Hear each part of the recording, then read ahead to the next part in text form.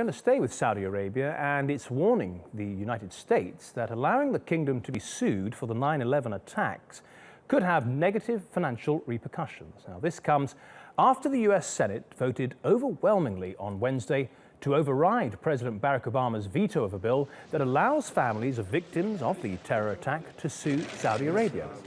The Saudi government says the Senate's decision will have a number of damaging consequences for the United States. Let's take a look at this more closely now with our editor-at-large, Craig Copetas. Craig, let's just start with the basics. Why would victims of the 9/11 attacks wish to sue Saudi Arabia? The 9/11 Commission proved that 15 of the 19 terrorists involved in 9/11 were Saudi nationals.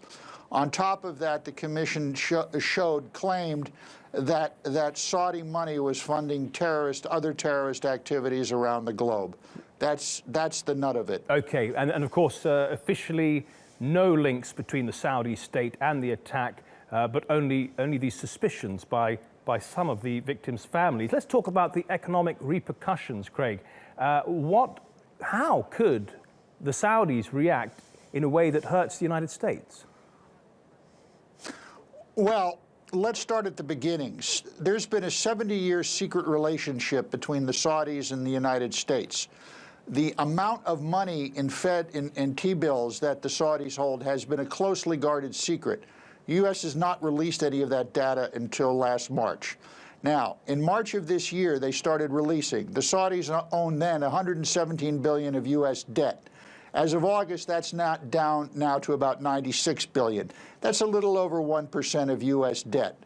The Saudis have been moving out because the cascade effect of this JASTA agreement, as it's called, where Americans can sue the Saudis, means that all Saudi assets in the United States, most of which is very opaque and covered up, can be clawed back if the courts so decide. This would even include seizing Saudi Arabian Airlines aircraft when it lands in the United States. If a judge rules that's what can be done. Right, so the Saudis are getting a little bit jumpy about this and understandably would want to get these assets. Yeah, get these assets out in case they are clawed back. Matthew, they're more than jumpy. The Saudis are already saying that they're going to scale back their counterterrorism efforts alongside the United States in the Middle East. They're likely going to cut back access to air bases. But it doesn't matter. This is all doggerel to the American public, particularly in an election year. The United States Senate voted 97-1 to override Obama's veto. That is significant.